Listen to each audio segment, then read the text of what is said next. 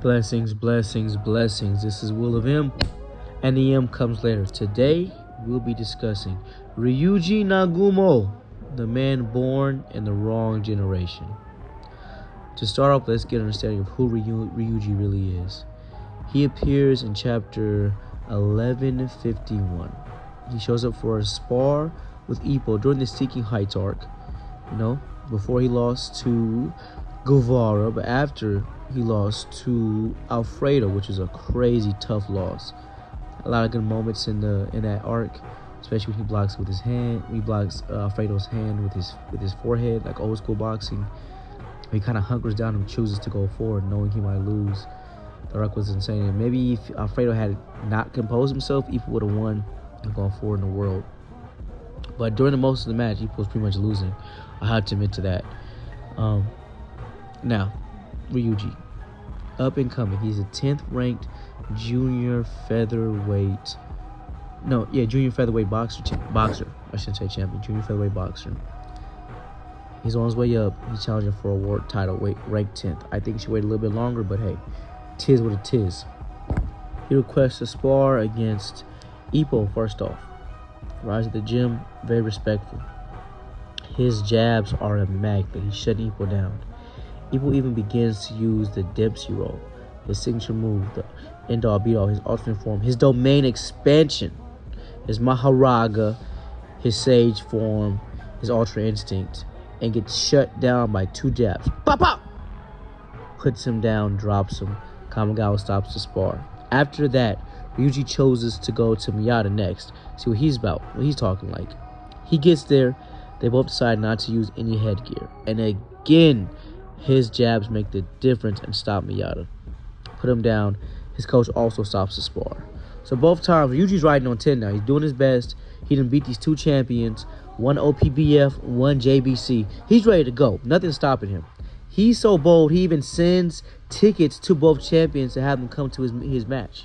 At the match, we get a long-awaited reunion between Ippo and Miyata. They talk about life, talk about the promise they made to each other. Ippo actually tells Miyata to stop being so mean to him because they're not pro boxers anymore.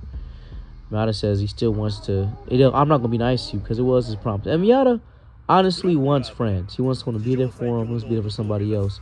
He's seeking that kinship, but because of the way he boxes and his style, his attitude, he pushes people away. Like the very thing he wants, you can't have because of how he is. Very similar to Griffith, He wants so much control. He can't have a physical friend because you can't control your friends. You got to take them as they are. That drives miscommunication drives a whole story in Berserk. I love the writing. Yes, Ippo was really punch drunk. He was really hurt. And most importantly, did he really get dropped to this guy Nagumo? Because on Miyata's end, he was holding back. His dad stopped him because he was holding back. Nagumo has a sad trait, which is that he's predictable. Same as Psyche. Ippo punched him with really one eye closed. He's predictable. He knows what he's going to throw, how he's going to throw it. 2 jabs and a right. 2 jabs and a right. He's fighting against a Puerto Rican champion. Don't fuck around in Puerto Rico. Do not fuck around in Puerto Rico. Alright? You already know about Miguel Cotto. You already know about Marcus Rosario, my bad. They don't fuck around in Puerto Rico. He gets dropped. Nagumo gets dropped. Gets backed up. Puerto Rican champion keeps beating him, and drops him again. Puts him down. The match is over. Didn't even last a round. A sad end to a promising young man. Anachronistic. Something or someone who was not in the right chronological time period. I feel this fits Nagumo perfectly. He is, by all accounts, a man who does not belong here. If he had came earlier, maybe about 7 years earlier, to 1992, he could have fought Sonata, beat him, become a junior JBC champion. Who knows who the WBC champion would have been at that time? He would have gone further, much better. He has better jabs. The jabs lead his way. He has a predictable pattern, yes, but a strong pattern. Reason he beat Ippo is Ippo has a predictable pattern.